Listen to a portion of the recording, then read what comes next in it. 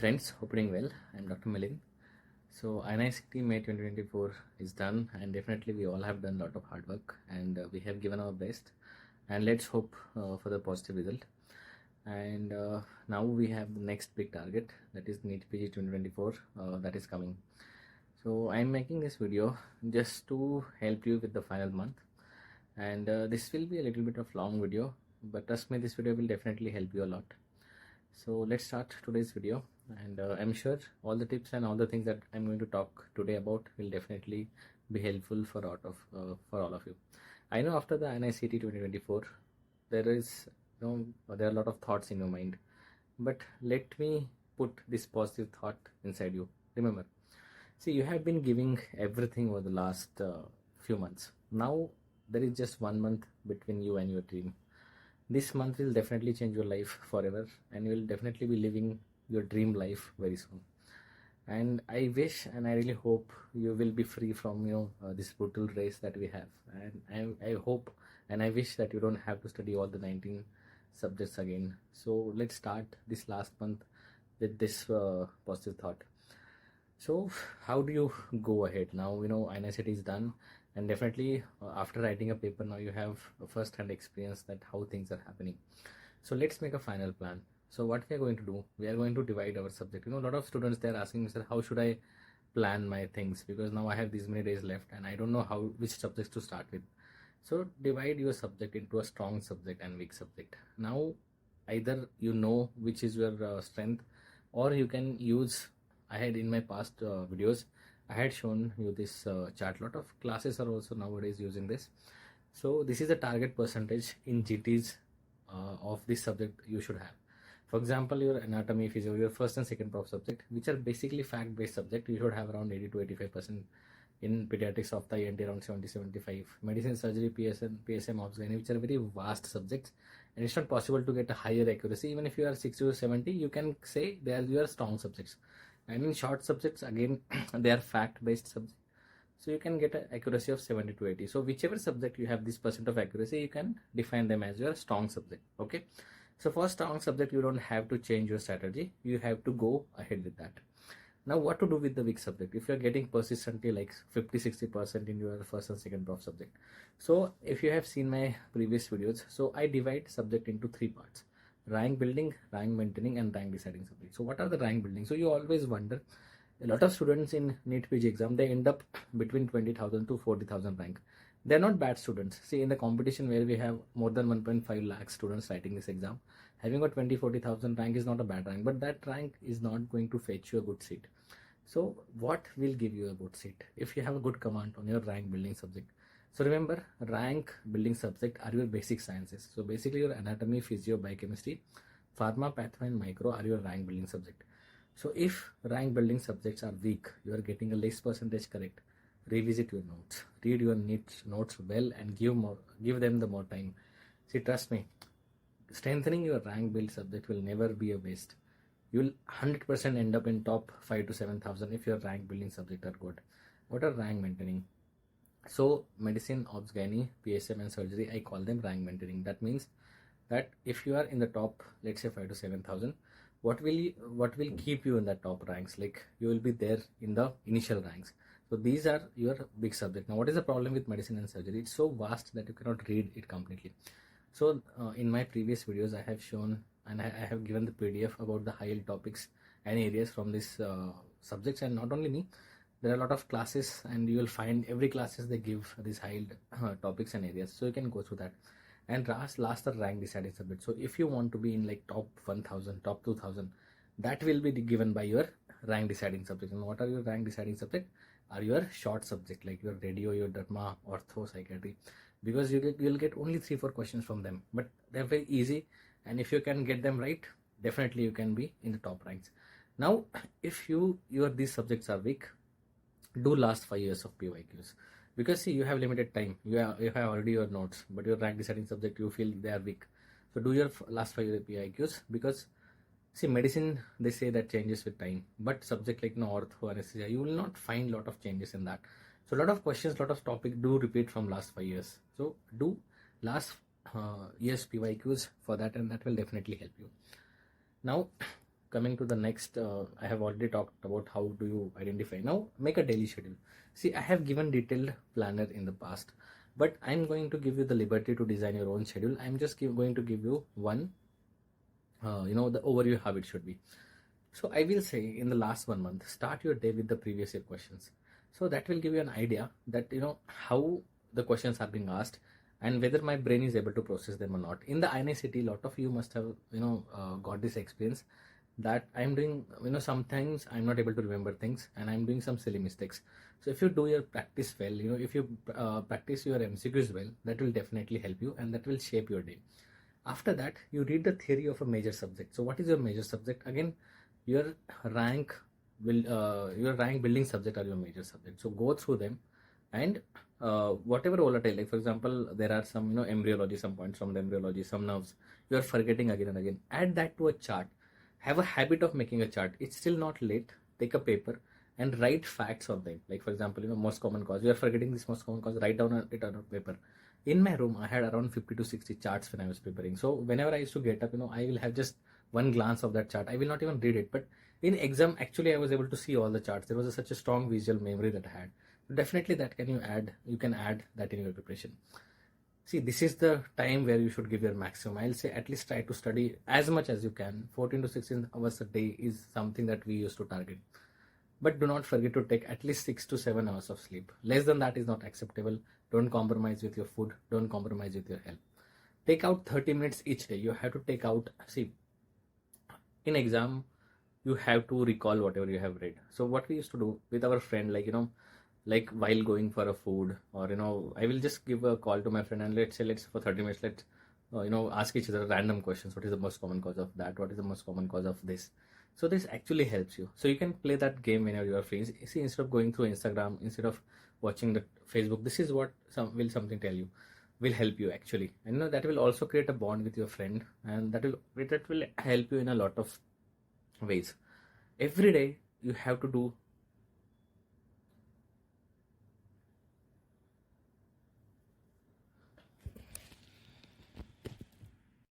some amount of MCQs. So you have to spend at least 2 to 3 hours daily on MCQs. Do not speak, do not skip MCQs.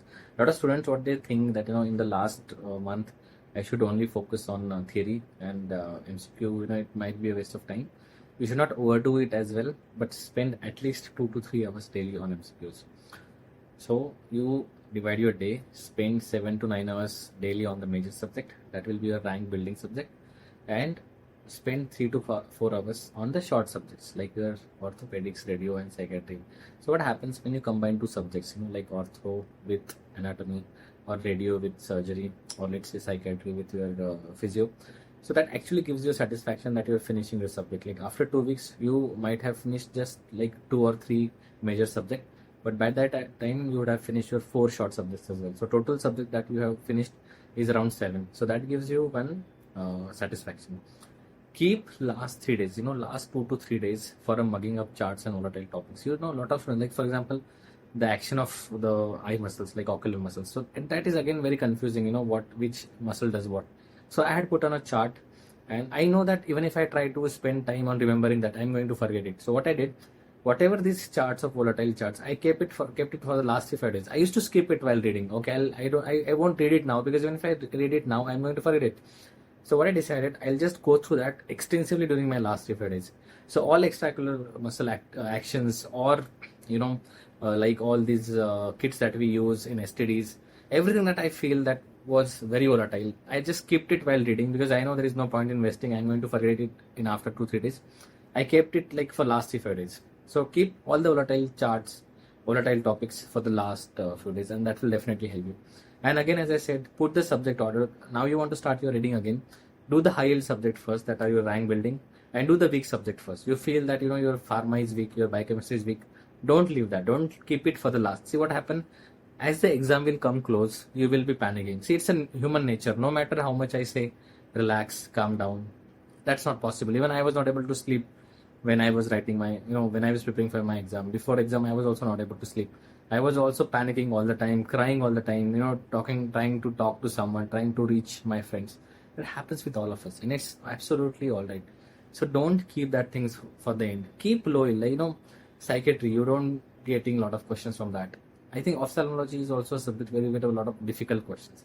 And if you, I personally used to find ophthalm, that way, so I kept it last. Anesthesia, I feel it's not a very high yield, so I used to keep it last. So even if you are not able to read it well, it's okay. It's not going to affect your result because you don't get a lot of questions from that. And as I say, out of 200 questions, you don't need to know all 200. If you are able to tackle around 150 questions well, you'll get a very good rank. And a lot of students say, I have to finish the subject. I have to finish the subject. No, you don't have to finish the subject. You have to complete subject properly that you will be recalled in your exam well. Now, what to do with GT and QBank? That is again a burning question, an important question. See, I will say, in my personal opinion, don't run behind GTs. Give as less as you can. Read more of theory. As I have said, 2 to 3 hours MCQs, not more than that. Don't spend, for GTs, you need 3 hours to write a GT. You need 3 hours to analyze it.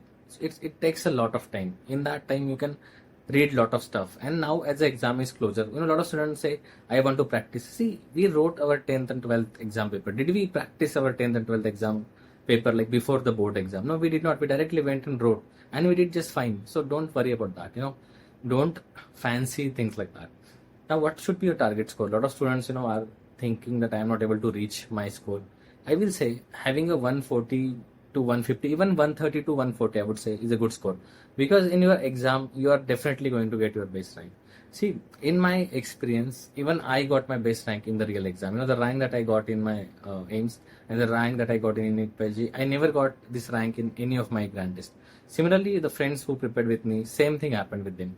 Also, you'll realize, the students, we see a lot of interviews given by a lot of classes, but one thing that we neglect, that the students who talk about giving a lot of GTs, lot of QBank, they have actually a foundation batch student. They have read theory so many times that now they don't have to read theory again because they have to just practice. And this is when you can write a lot of GTs. So that is my, the frank opinion about GTs. Also, in a final month, what you have to do, you have to be a doer. You have to do something. See, don't try to be perfectionist. A lot of people after NICT, they feel like, okay, now I'm going to write a good exam. I'm going to perfect in all the subjects. So if you try to be perfectionist in each subject, if you try to read subject like you want to master it, you'll be very slow. So your growth will like this. People will go ahead of you. You will be stuck there. So don't try to be perfectionist. Don't be a procrastinator as well. If you are a procrastinator, if you keep thinking what will happen, my NICT was not good and I don't know what will happen with me, you won't be able to start. People will be ahead of you. Be a doer. Be a doer means do something. See, some days you will do good. So your graph will be like this. Your graph will not be like this. Some days you'll do good. Some days you won't be able to study. Some days you will study. Some days, you won't be able to study. But, that graph will keep growing. And at certain point of time, you will find that pace. So be a doer instead of trying to be a perfectionist or a procrastinator. Now, if you ask me to predict what will be your rank, see what I have seen with my experience. Students who stick to their notes, who revise their notes well, who do last years of PYQs and who don't run behind every book and every course that is available there, who do consistent and dedicated study, they end up in top 5,000.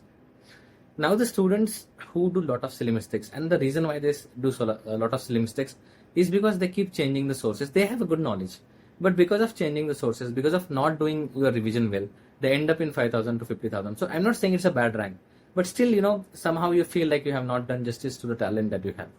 Now the students who will stay between 50,000 to 40,000. In my experience, I have seen that maybe the students who are between 50,000 to 40,000, they know more than the students who are in top 5,000 or top 10,000. See, if you see a knowledge, if you ask them a random questions, they'll tell you the answers. They know a lot of things, but they are not able to, compile them. They are not able to recall them well. They are not able to reproduce them well in exam. If you give them hint, if you try to help them, they'll give you all the answers. So when that happens, when you collect all the data, you have done all the classes given by all the teachers, you have 100 of books, you have 4 or 5 books for each subject, and you want to read everything. So definitely you know lot of stuff. But whenever you are asked MCQ, you get confused between two options, and that is why you end up in this time. So that is why I say keep one subject, one book. Notes, PYQs and good revisions. That is what you need to be in top 5,000. And trust me, your competition is with them who are in top 40 to 50,000. If your rank is above 40, 50,000, that means you are not just doing justice to your preparation. That means you are not revising you well. There is no reason why you should end up in top 40 to 50,000. The reason is you are just joining the race, and that might sound harsh, but trust me, you have to now focus, and you have to gather all the things, and you have to be serious about your preparation. And again, your GT score will definitely not predict your NEETPG rank, so don't worry about that. Lastly, few words of wisdom. Remember, hard work will always beat the talent when talent doesn't work hard. So that can be your case. You are just 1 month away from the life that you have and the life that you want. I know you have been wounded in the past. People have financial constraint, you have relationship issues, you have a lot of problems that you fight. Sometimes your family is also not on your side. But this is when you need to be focused. And the people who are healed and focused are the most powerful and the most dangerous people, and they will definitely succeed. On road to success, there are no shortcuts. Whatever you have been doing till now, stick to that. Keep doing that. There is no shortcut. Don't try to search a book or a way that will make you reach there. See, at the end of this race, not someone who knows more, but who remembers more will win. And for that, you need a good revision and a good focus. So guys, I hope this video will help you. I wish you all the best and take care.